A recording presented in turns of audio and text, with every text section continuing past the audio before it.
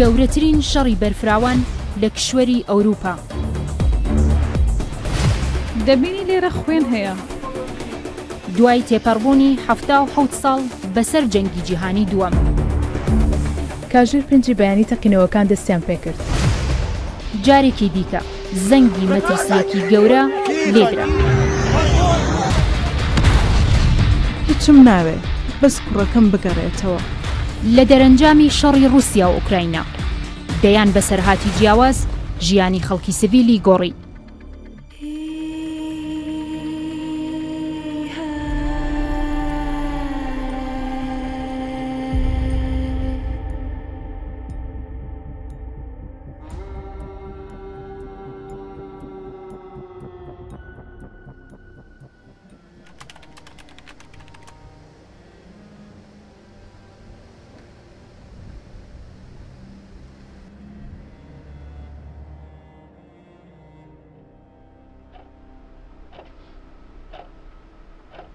بێدەنگی، گریان و چاوەڕوانی.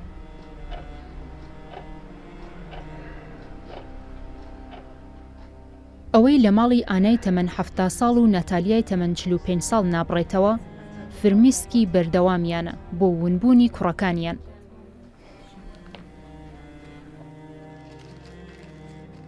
ئانا و ناتالیا بووک و خەسوون، دوو بەرەی جیاواز بە خەمێکی هاوبەشەوە.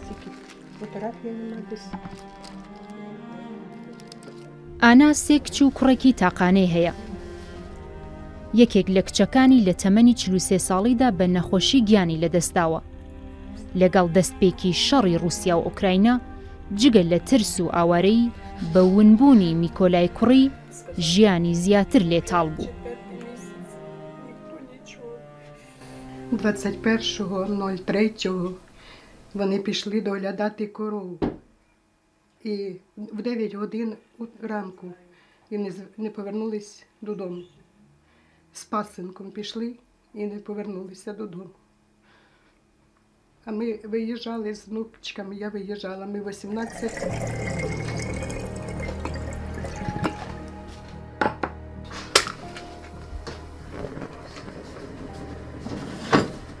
ناتالیا 10 ساڵە لەگەڵ میکۆلا ژیانی هاوبەشی پێکهێناوە. بۆ هەردووکیان ژیانی هاوژینی دووەم بووە.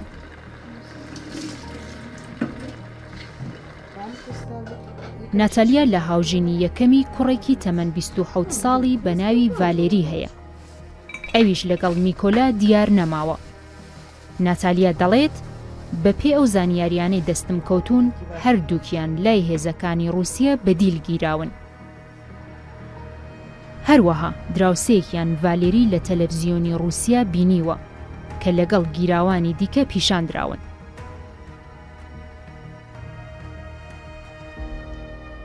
Зробив всім каву, що треба було костер розпалювати, щоб зробити ту каву. Ми всі проснулись, син проснувся, я проснулась, кава вже була готова. Було десь 8:30. Ми попили каву. І Коля каже, ну, ми будемо йти до корови. А з сторони Гостомеля їхало дуже багато техніки, було дуже шумно. Я кажу, не треба і вам сьогодні йти туди, тому що дуже багато техніки їде.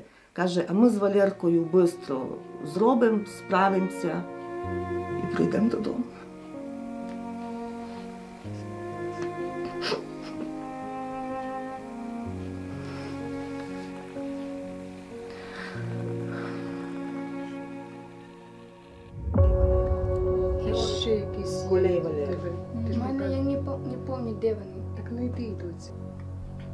میکۆلا تەمەنی 47 ساڵە. لە هاوژینی یەکەمی دوو کچی هەیە. یەکێکیان ژیانی هاوژینی پێکهێناوە و ئەوی دیکەشیان لەگەڵ دایکیدا دەژیت. میکۆلا پاسەوانی کۆمپانیایەک بووە و ڕۆژناڕۆژێک دەچووە سەرکار. ڤالێریش لە بەنزینخانە کاری دەکرد و کەسێکی لەسەرخۆ و کەم قسە بووە.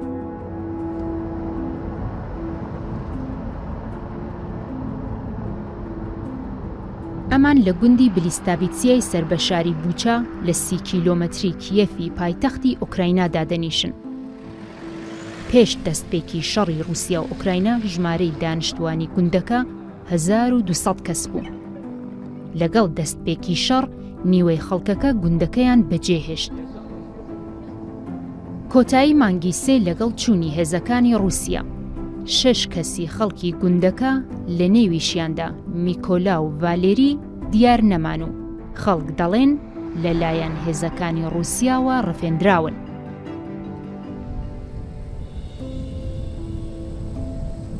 میکۆلا و دایکی لە یەک حەوشەدا و 2 خانووی جیاوازدا دەژین. میکۆلا هەر لەم خانووەدا لە دایک بووە، بۆیە نەیدەویست بەجێ بێڵێن. ڕۆژانە لە کارەکانی باخچەکە یارمەتی دایکی دەدا، بەڵام ئێستا ئانا بە تەنیا هەموو کارەکانی دەکات.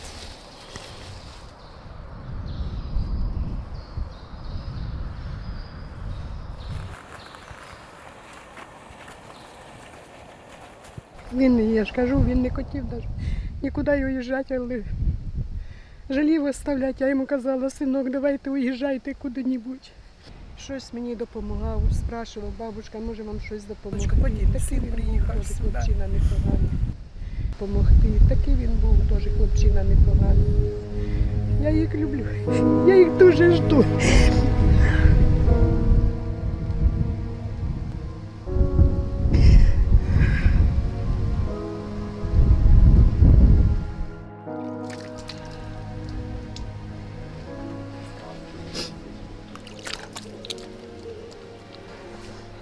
ڕۆژانە لە کاژێر 5 بەیانیەوە تاوەکو 10 شەو و کاتی نووستن خۆی بە کاری جیاوازەوە سەرقاڵ دەکات، بەو هیوایەی کەمتر بیر لە ونبوونی کوڕەکەی بکاتەوە.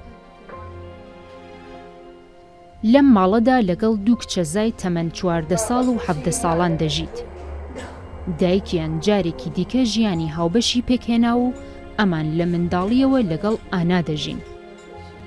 Поначалу я вийшла заміж, дітки появились, на роботу ходила, в столовій робила. У Чорнобилі там ми жили з першим чоловіком. Потім не склало життя, він почав руки простягати до мене. Я почала переїхати. Щось я хочу одне, щоб син повернувся. Більш нічого не хочу.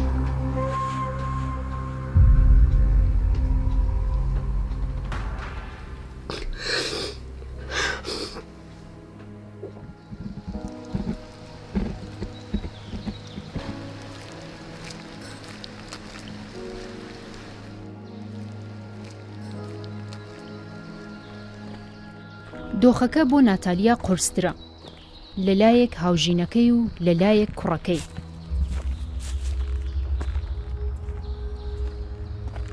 تا 3 ڕۆژ دوای ونبوونیان بەردەوام لە دارستانەکان نزیک ماڵی دراوسیەکەیان سەرقاڵی گەڕان بووە بە دوایاندا.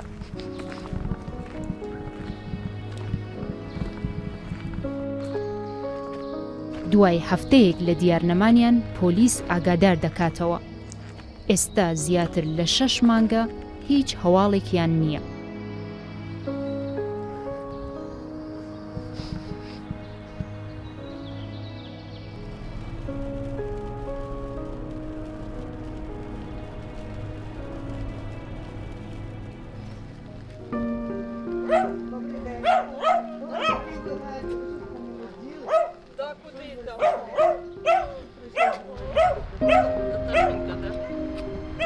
هاتووەتە ماڵی دراوسیەکەیان، ئەو شوێنەی دوایین جار کوڕەکەی و مێردەکەی سەردانیان کردبوو. خاوەن ماڵەکە سەرەتاکانی مانگی 3 ماڵەکەیان لەگەڵ مانگایەک و 2 سەگ بەجێهێشت. داوایان لە میکۆلا کردبوو تا کاتی گەڕانەوەیان ئاگای لە مانگاکە و خانووەکەی ئەمانیش بێت.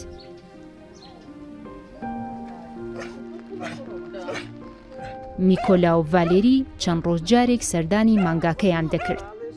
21 مانگی ئازار وەک هەمیشە هاتبوون تا لێرە خواردن بدەن بە مانگاکە.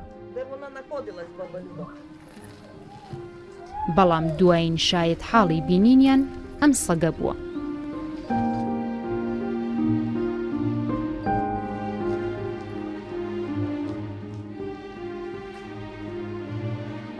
21 березня, в той день, коли вони зникли вечором в 5 годин. Тут була така обстановка, тут сусідів ніде нікого не було.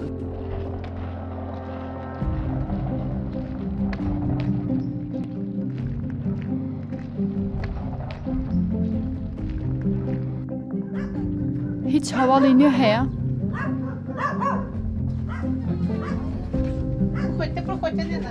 نزیکەی 6 مانگە هاوژینەکەی بێسەر و شوێنە. ئۆلێنای تەمەن 6 ساڵ و ناتالیا لە بنکەی پۆلیس یەکیان ناسیوە. هاوژینەکەی ئۆلێنا کە ئەویش ناوی میکۆلایە تەمەنی 65 ساڵە و خانەنشینی پۆلیس بووە. ئۆلێنا سەرەتاکانی مانگی 3 دەچێتە شاری لڤیڤ. بەڵام میکۆلا لەبەر پور و دایکە بە تەمەنەکەی لە ماڵ دەمێنێتەوە. لە ترسی هێزەکانی رووسیا ناوێرێت وێنەی هاوژینەکەیمان پیشان بدات. Другий раз вони на вулиці зловили чоловіка. Зловили на вулиці чоловіка і з товаришем. І він забрали їх, в домі держали. І там питки над ними проводили, стріляли над головою, допитували їх, держали в підвалі. На 5-й день вони уходили і забрали їх з собою.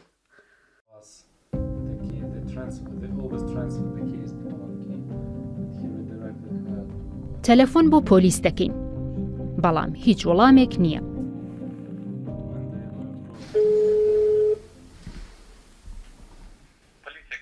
بەڵێ فەرموو. ئێوارە باش. من هەفتەیەک پێش تەلەفۆنم کرد و وتم مێردەکەم لەلایەن هێزەکانی رووسیاوە بردراوە و ئێستا لە زیندانە. دەمەوێت بزانم چیان بۆ ئەم کەیسە کردووە. ئەوە پەیوەستە بە بەشێکی دیکەوە. ئەلۆ، دەنگم دەگات؟ خەت خراپە، جواب نادەن. ئۆلێنا 2 کوڕی هەیە کە هەردووکیان لە بەرەکانی شەڕدا. ئەو لە یەک کاتدا لە هەموو پیاوەکانی ژیانی دابڕا. ئێستا بە تەنیا و بە موچەی خانەنشینیەکەی کە تەنیا $300 ژیانی بەڕێ دەکات.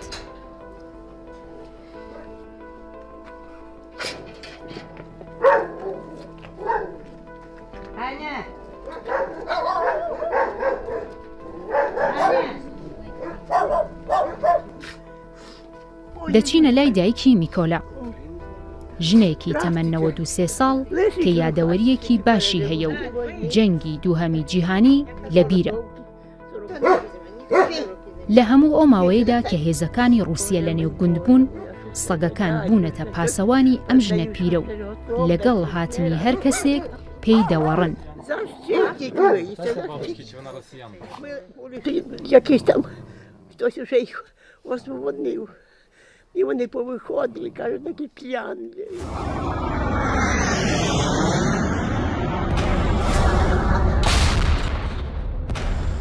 لە ڕۆژی 24 دوی 2022 کاتێک هێزەکانی رووسیا هێرشیان کردە سەر ئوکراینە، زۆربەی شار و گوندەکانی پارێزگای کیێف کۆنتڕۆڵ کران.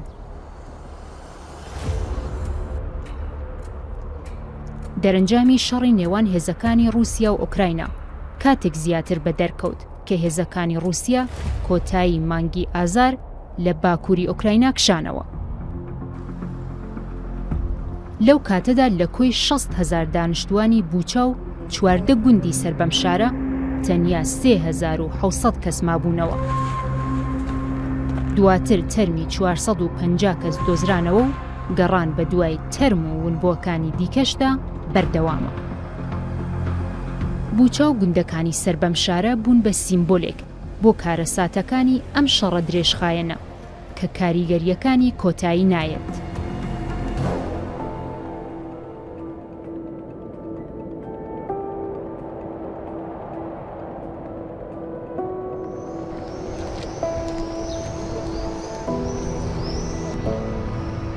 ئانا لە کاژێر 5 بەیانیەوە لەگەڵ 100 کەسی دیکە چاوەڕێی وەرگرتنی بەشەخۆراک دەکەن. تا کاژێر 10 کە سنتەرەکە کرایەوە لەگەڵ ئەو کەسانەی لێرە بوون قسەم کرد. ماڵوێرانی، تەنیایی، دابڕان لە منداڵ و خزم و کەسوکاریان چیرۆکی هاوبەشی هەمووانە. سەنتەری جیهانی خۆراک بنکەی لە هەموو شارەکانی ئۆکراینیا کردووەتەوە و مانگانە 2 جار بەشە خۆراک دەدەن بەو کەسانەی پێویستیان پێیەتی. They are so poor that they do not have so much money to survive right now. This is how.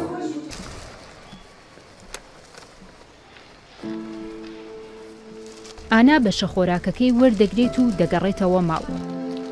بەرهەمی نێو باخچەی ماڵەکەی یارمەتی دەرە بۆ ئەوەی ئەم بەشە خۆراکانە بەشی 1 مانگیان بکات. دۆخێک کە پێش دەستپێکی شەڕ هیچ کات تا ئەم ڕادەیە بۆ ئەمان قورس نەبوو.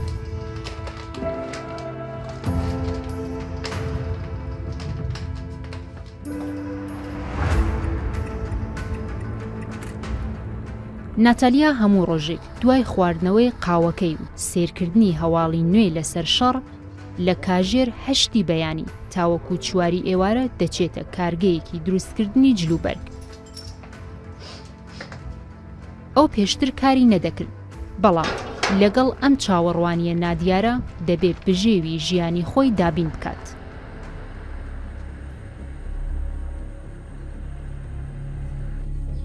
بە بارمتەگرتنی خەڵک یەکێک لە تاکتیکەکانی شەڕە.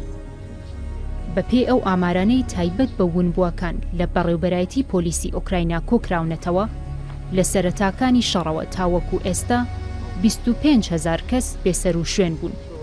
12,000یان لەلایەن پۆلیسەوە دۆزراونەتەوە، بەڵام 13,000یان تاوەکو ئێستا бесеру швенен. Так, така інформація надходить, але знову ж розумієте, вона потребує завжди перевірки.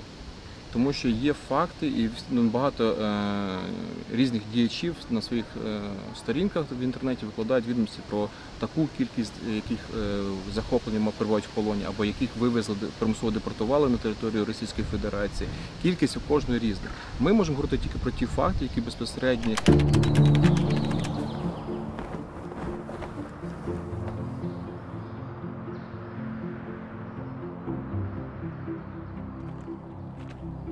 ئەوانەی لە کاتی شەڕدا لە پەناگەکان شار و گوندەکاندا مانەوە باجی قورسیاندا.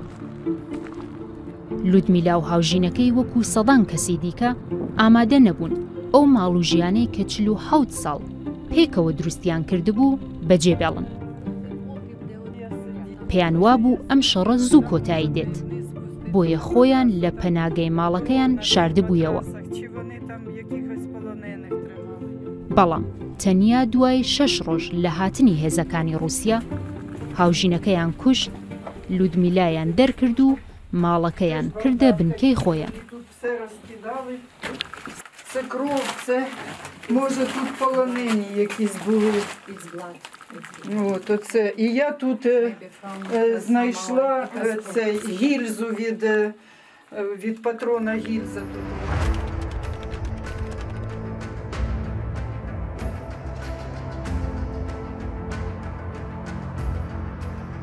گەرچی لە پارێزگای کیێف هێرشەکان کۆتاییان پێهاتووە و خەڵک لە بیری چارەسەرکردنی کێشە و گرفتەکانیانن، بەڵام لە ڕۆژهەڵات و باشووری ئۆکراینە شەڕ بەردەوامە.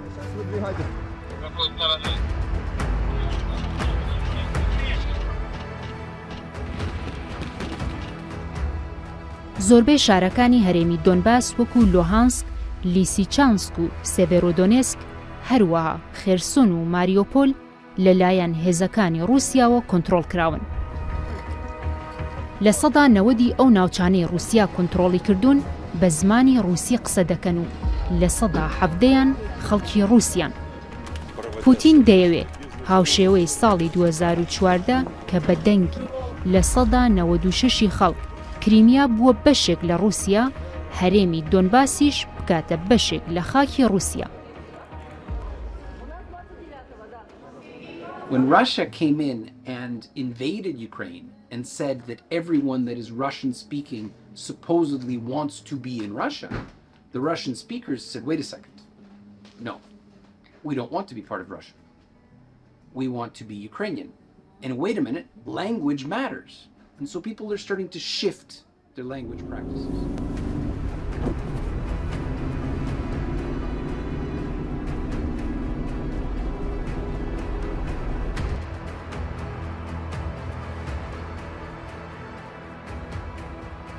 لە باکووری ئۆکراینە 490 کیلۆمەتر دەبڕین بەرەو خارکیف.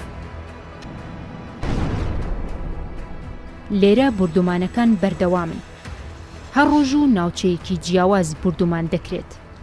تەنیا لە یەک ڕۆژدا بەهۆی هێرشی موشەکی 8 کەس لە سەنتەری شاری خارکیف کوژران.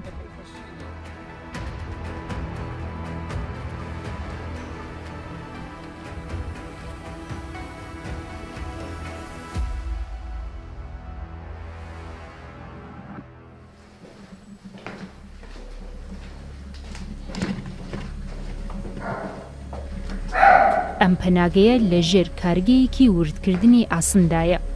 12 کەس لێرە دەژین و زیاتر خەڵکی گوندەکانی سەر بە پارێزگای خارکیفن.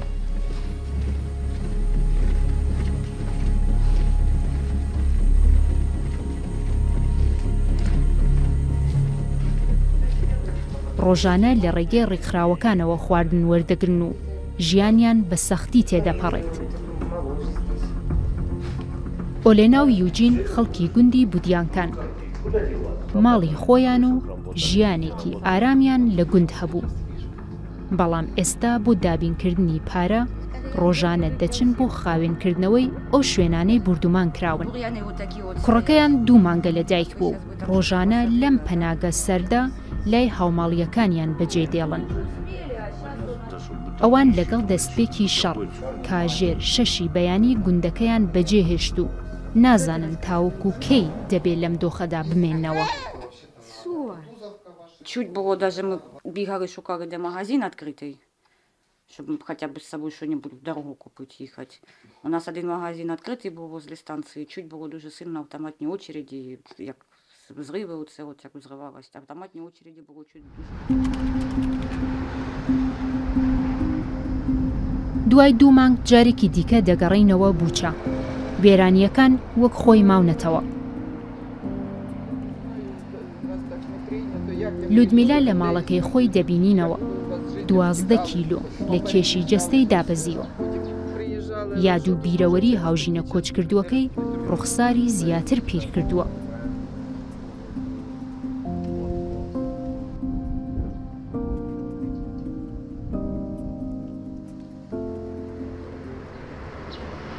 لە مانگی سێوەکەم بینایە بەم شێوازە ڕووخاوە و خاوەنەکەیشی کوژراوە تاوەکو ئێستا هیچ کارێک بۆ نوژنکردنەوەی نەکراوە. لودمیلایش ناچارە ئێستا لە شوێنێکی کاتی بژێت و پێ دەچێت تا کاتێک کە شەڕ کۆتایی نێت ئەم بینایە وا بە ڕووخایی بمێنێتەوە.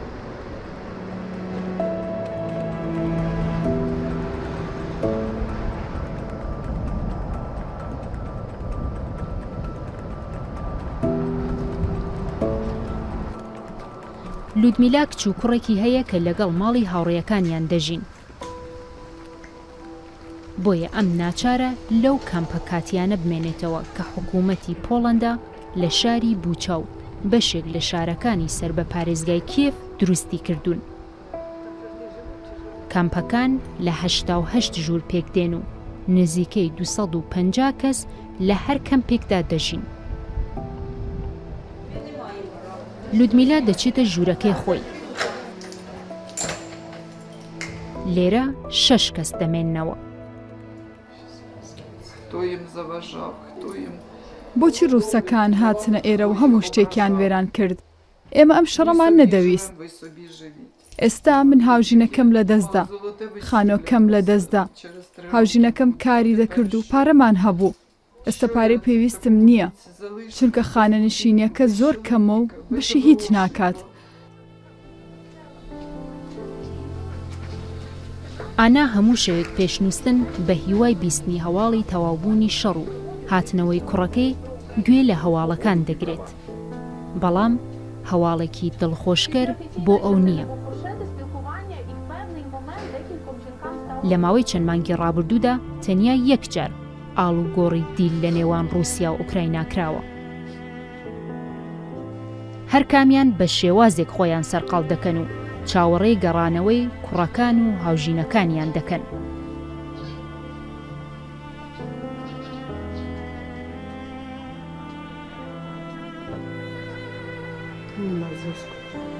لای پۆلیس هیچ هەواڵێکی نوێ نییە. ڕەنگە پێش تەواوبوونی شەڕ بە بە دیداری یەکدی شاد ببنەوە و ڕەنگە هیچ چانسێکی دووبارە بۆ یەکتربینینیان نەبێت.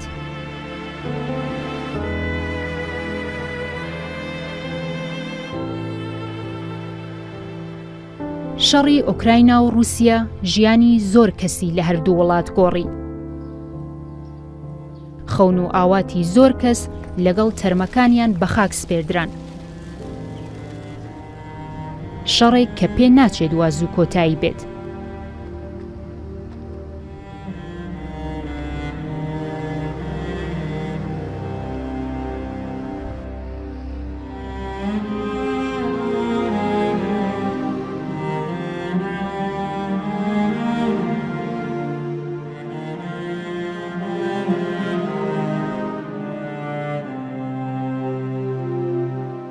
بەڵام هێشتا بۆ زۆر کەس دەستپێکی ژیانە و دەیانەوێت لە نێو شەڕ و وێرانیدا چیرۆکێکی نوێ بۆ ئەم وڵاتە بنووسنەوە.